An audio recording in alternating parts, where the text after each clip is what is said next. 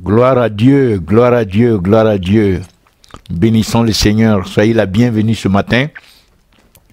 Et que le Seigneur vraiment vous bénisse par sa parole et par son esprit.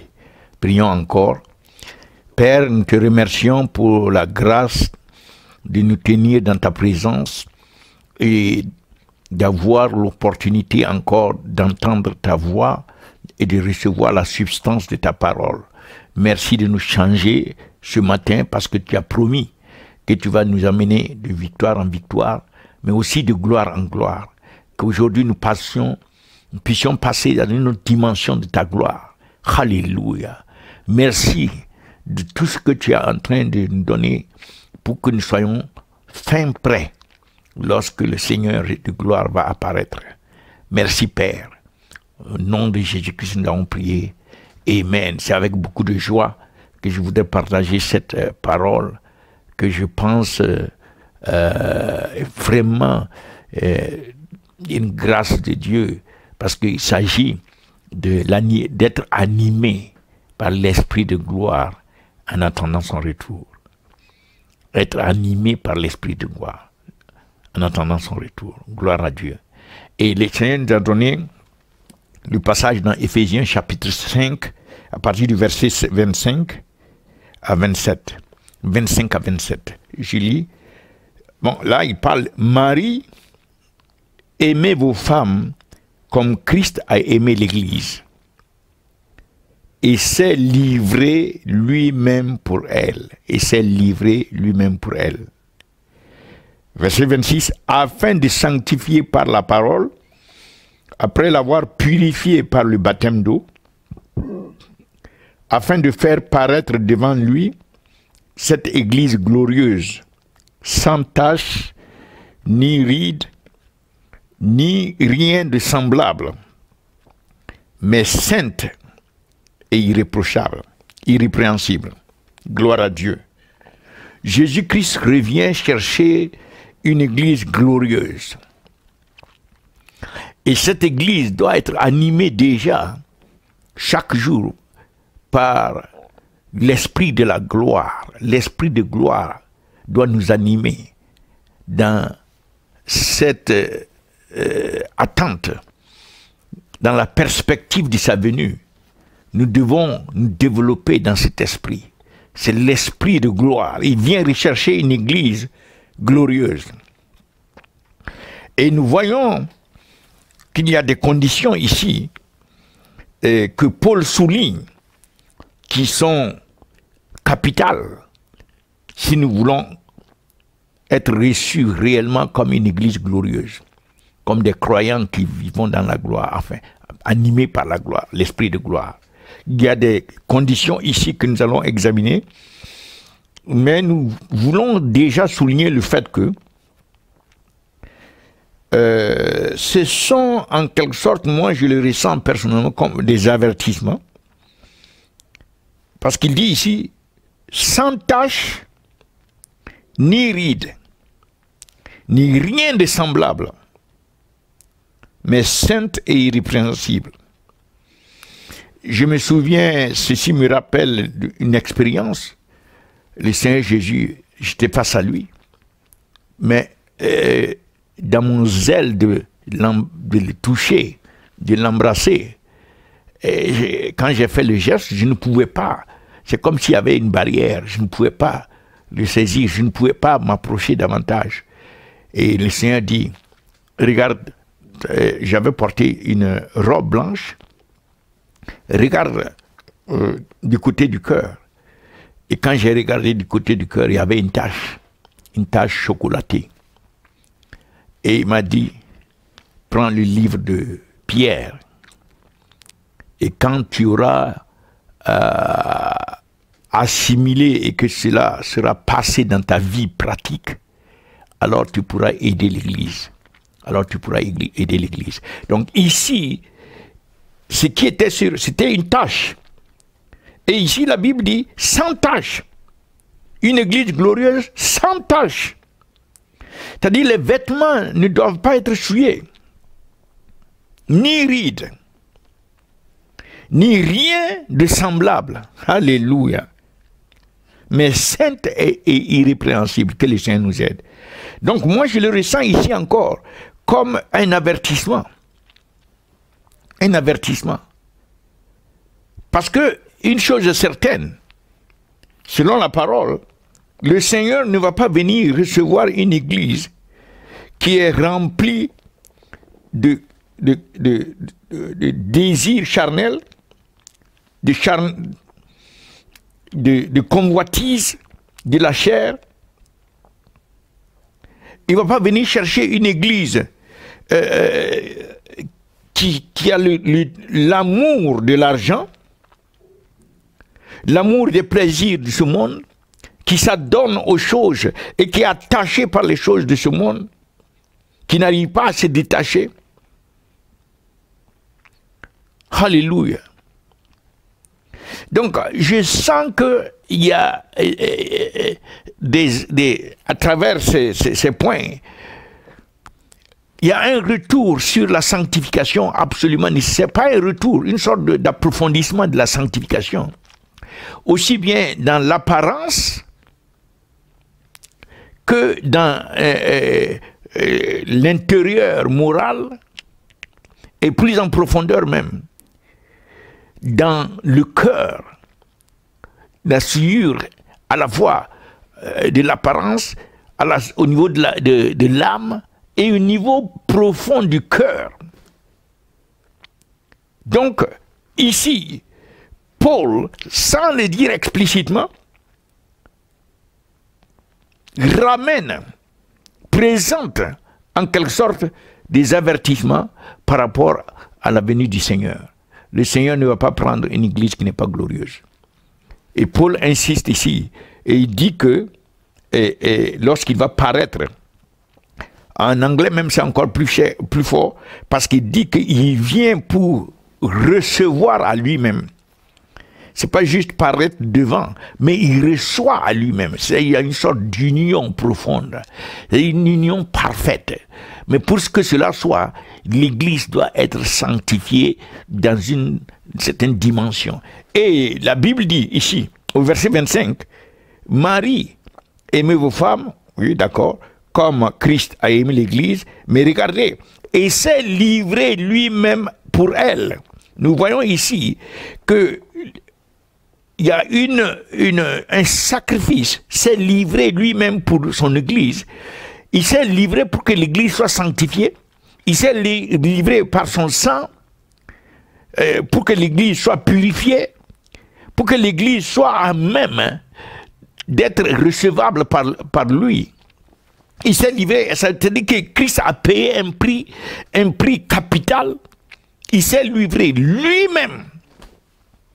Alléluia. Ça veut dire qu'à la croix, bon, dans l'ancien temps, c'était des brebis que le prêtre sacrifiait. Il prenait une brebis, il tuait la brebis et il mettait le sang pour que les péchés de ceux pour qui la brebis est sacrifiée soient... mais c'est un prêtre humain qui faisait cela. Mais à la croix est le seul endroit où nous voyons le sacrifice n'est pas fait, n'est pas opéré par un prêtre. Je vais m'expliquer. D'habitude, c'est un prêtre qui vient offrir une brebis. Mais cette fois-ci, c'est Christ qui donne la brebis. Et cette brebis, c'est lui-même, l'agneau de Dieu. C'est la première fois que nous voyons, donc, le sacrifice est le sacrificateur, et le sacrificateur est celui qui exécute le sacrifice lui-même. C'est-à-dire que le sacrifice et le sacrificateur sont confondus, parce qu'il n'y avait pas d'homme capable d'offrir ce sacrifice-là, non seulement en tant que sacrifice, mais aussi en tant que sacrificateur. Il n'y avait pas d'être humain capable d'offrir cela. Et il fallait que Christ lui-même, il offre à la fois le sacrifice, et qu'il soit le sacrificateur, et que ce sang soit versé pour toi et moi. Voyons un peu la valeur, l'immensité, la profondeur et la hauteur du sacrifice, l'ultime sacrifice. Le lieu où la croix qui a été établie par les Romains, la croix, du fait que c'est le sacrificateur qui lui-même donne le sacrifice et qui exécute le sacrifice, cette croix a cessé d'être simplement une croix physique et c'est devenu un autel où le prêtre, Christ, le grand prêtre sacrificateur, se tient pour donner l'ultime sacrifice, mais cela n'est pas perceptible par les Romains. Mais c'est la sagesse de Dieu. C'est le mystère caché derrière l'apparence physique que nous voyons.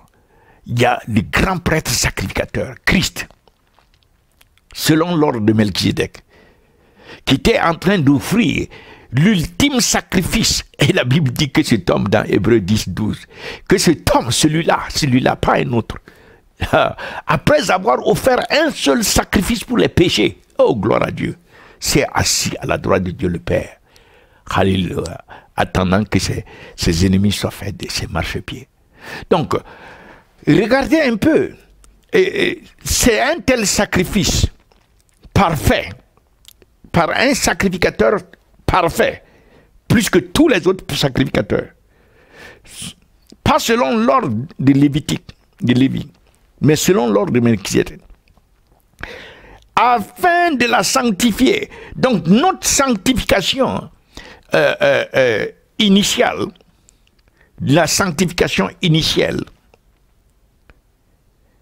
a été faite par le sang de l'agneau. Par Christ lui-même, par le sang de l'agneau. Et maintenant, après cette sanctification, maintenant il continue de sanctifier son épouse. Il dit ici, en anglais, il dit, en français, il dit par la parole. Bon, ce qui est un peu malheureux, c'est qu'après ils introduisent le baptême d'eau, après l'avoir purifié par le baptême d'eau. L'expression c'est réel, c'est la sanctifier par l'eau de la parole, par le lavage, by the washing of the water by the word.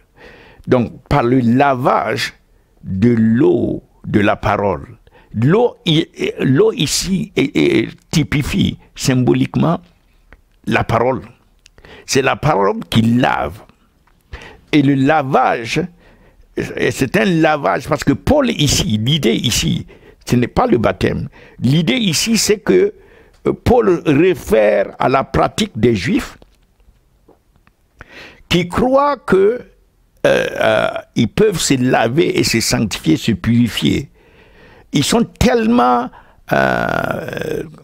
attentionnés et prudents, ils veillent tellement à la sanctification de la chair que donc ils utilisent l'eau pour s'assurer qu'il n'y a aucune saleté, ni sur leurs vêtements, ni ni sur leur chair.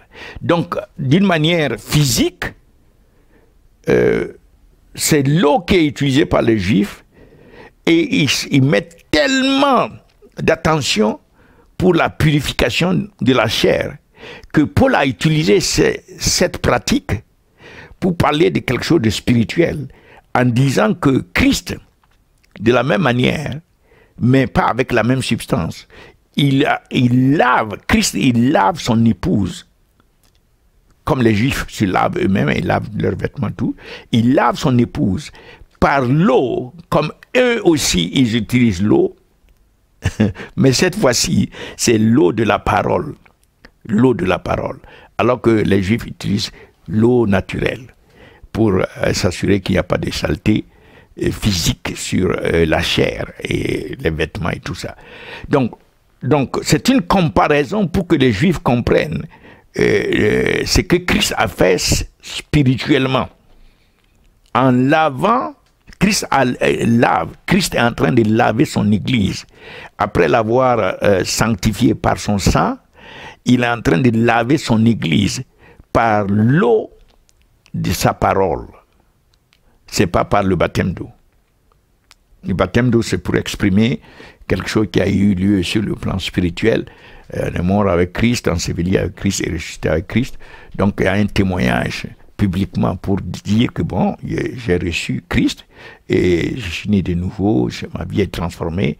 Et en allant par les eaux du baptême, on atteste publiquement de cette transformation spirituelle qu'on a expérimentée. Et en faisant cela, on obéit ainsi.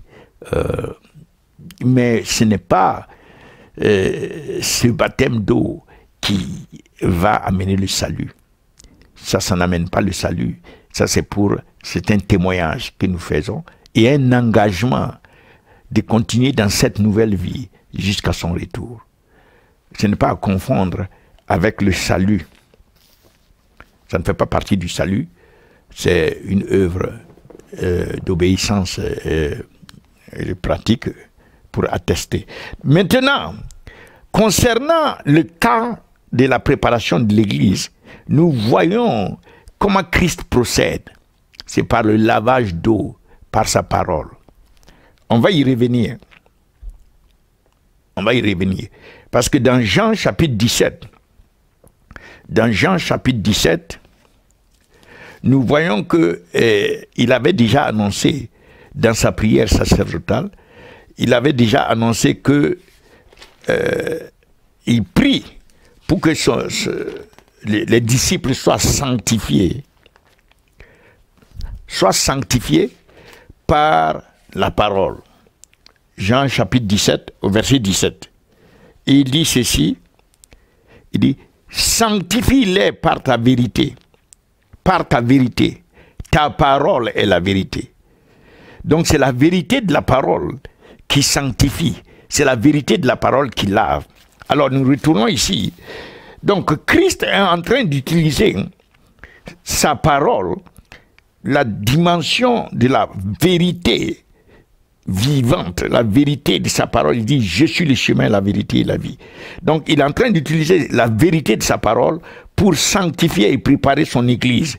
Donc cette dimension, nous ne devons pas négliger, tout comme nous ne devons pas négliger la sanctification et le prix qui a été payé par Christ à travers son sacrifice pour que nous soyons fondamentalement sanctifiés et maintenant dans le processus progressif de la sanctification continue. Et là encore, Christ est en train de nous indiquer que c'est par le lavage par la parole, le lavage par la parole. Et nous avons mentionné que Christ a parlé de la vérité. Donc nous voulons voir ce lavage, le lavage par la parole. En quoi est-ce que ce lavage consiste? Nous voulons souligner trois aspects. Le premier aspect qui nous permet d'être lavés par la parole, ou du moins le lavage par la parole, le premier aspect que nous voulons souligner, c'est cet aspect, c'est la parole qui a la puissance, c'est la parole qui a la capacité, c'est la parole qui s'imbibe en nous, c'est la parole que nous entendons, écoutons, c'est la parole que nous méditons, c'est cette parole qui est capable d'enlever la souillure de la tâche. Vous vous souvenez que je vous ai dit que le Seigneur m'a dit de prendre le livre de Pierre. Donc j'allais acheter une nouvelle Bible et pendant au moins 6 mois j'étais sur le livre de 1 Pierre et 2 Pierre pour que cela s'imprègne en moi, tous les versets, tous les extras. Donc c'est la parole qui est capable d'enlever la tâche de nos vêtements, c'est la parole qui est capable de traiter avec les rides dans notre âme, c'est la parole qui est capable de traiter avec, d'enlever tous ni rien de semblable. Tout ce qui est semblable aux tâches, tout ce qui est semblable aux riches, aux rides, la parole a la capacité de traiter de tout cela. Et la parole a la capacité de nous rendre saints et irrépréhensibles. Saints et irrépréhensibles. Donc, nous voyons le lavage par l'eau de la parole. Nous voyons d'abord la capacité de la parole, qui est capable de traiter avec tout ce qui nous menace, tout ce dans quoi nous pouvons tomber et qui peuvent nous amener à ne pas nous développer dans l'esprit de gloire, être animé par cet esprit. Deuxième, je dis 3, deuxième aspect du lavage par l'eau de la parole, le deuxième aspect, c'est que Christ a parlé de ta parole est la vérité. Donc la vérité, notre cœur doit rechercher la vérité de la parole. Notre cœur doit se focaliser sur la vérité de la parole. La vérité concernant Christ, concernant Dieu le Père. La vérité de la parole concernant le Saint-Esprit. La vérité de la parole concernant notre destinée, qui nous sommes en Christ.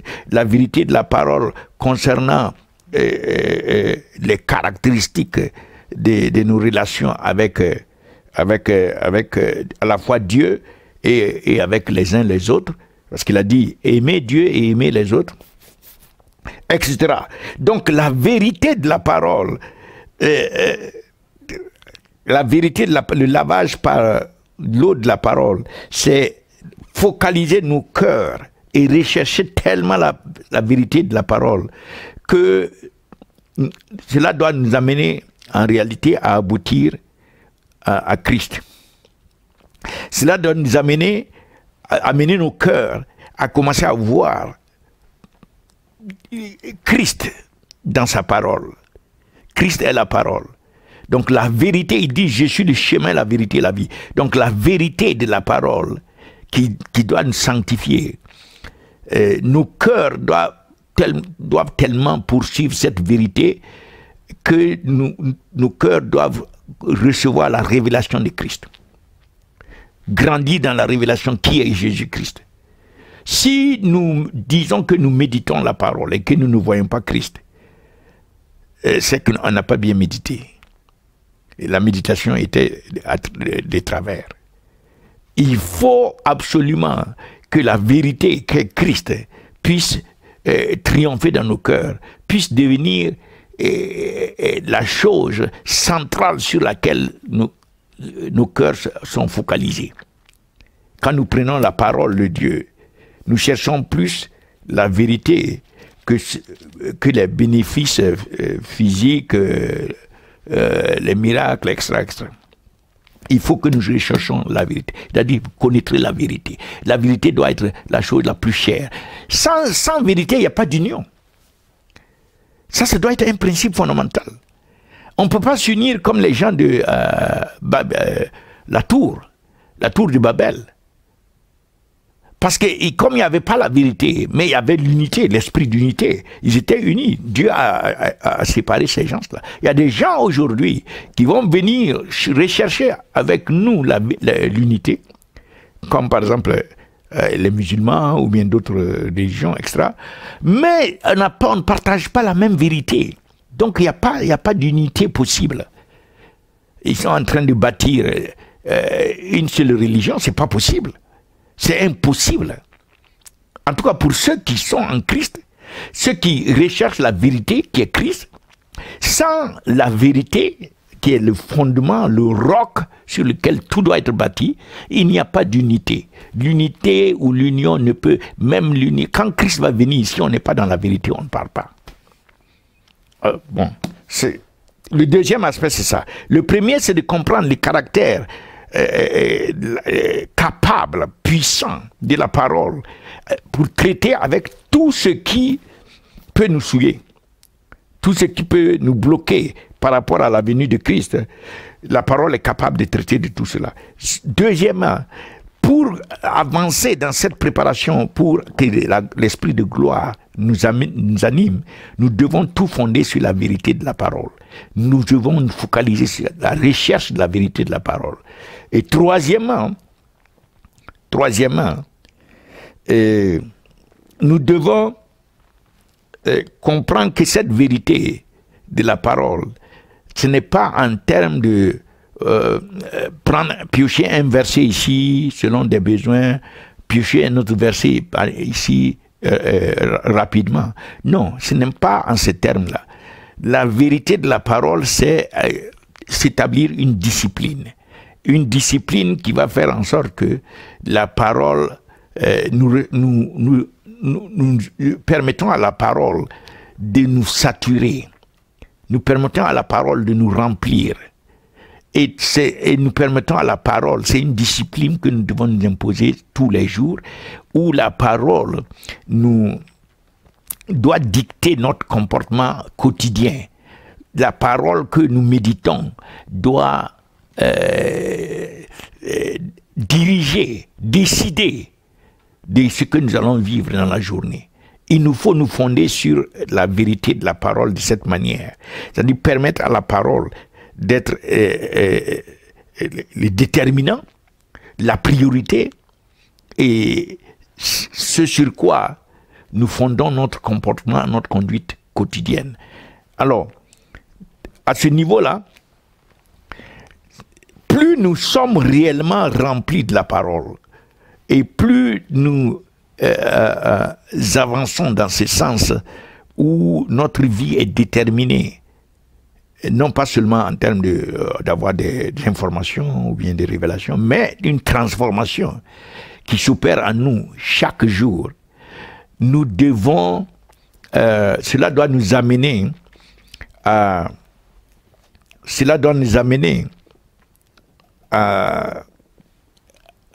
avoir un désir de plus en plus grand, un désir de vivre déjà comme si nous étions là-haut.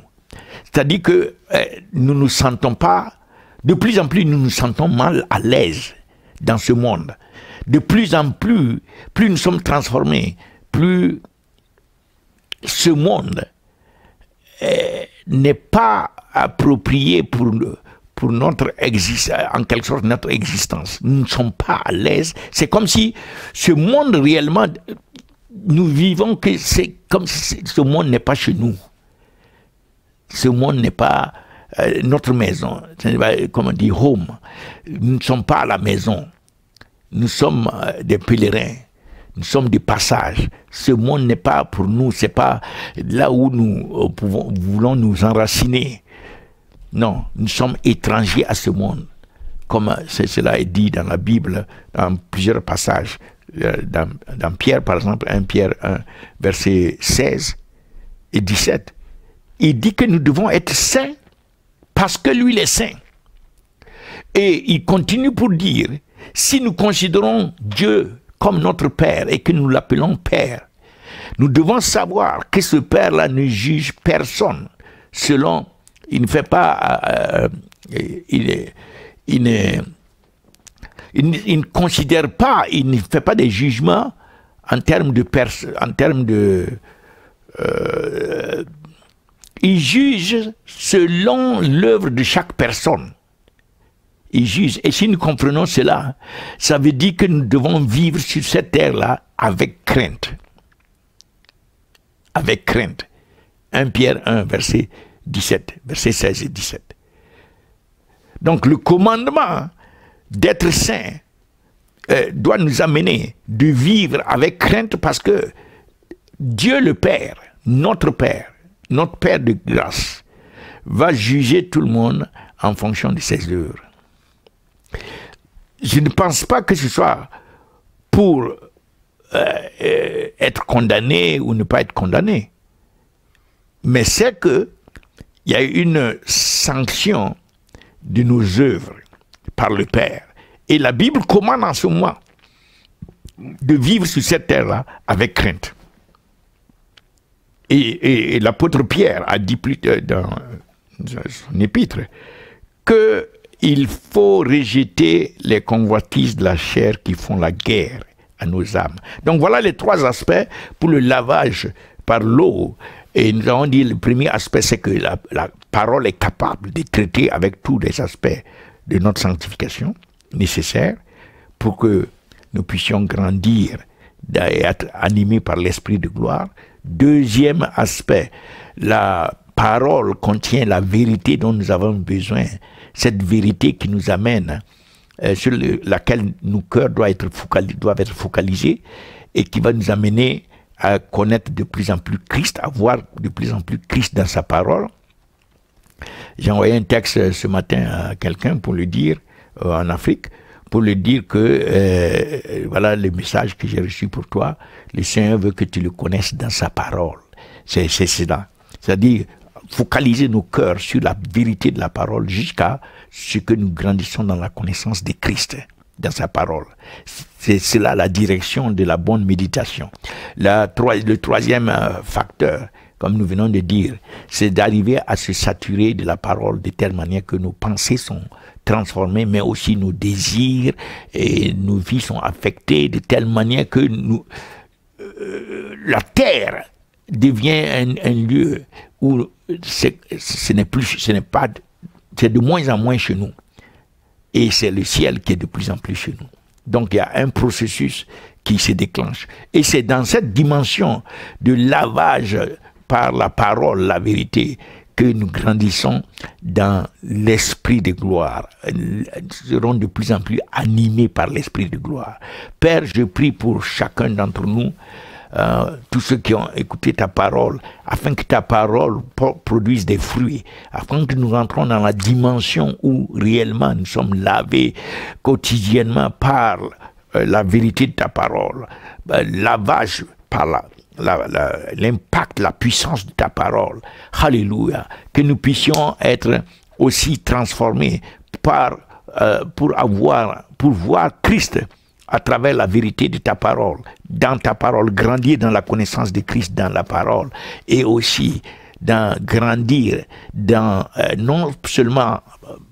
pas seulement en termes de citoyens d'en haut, mais aussi même dans notre vie ressentie ici, pratique, nous avons le sentiment qui est grandissant que ce n'est pas notre monde ici.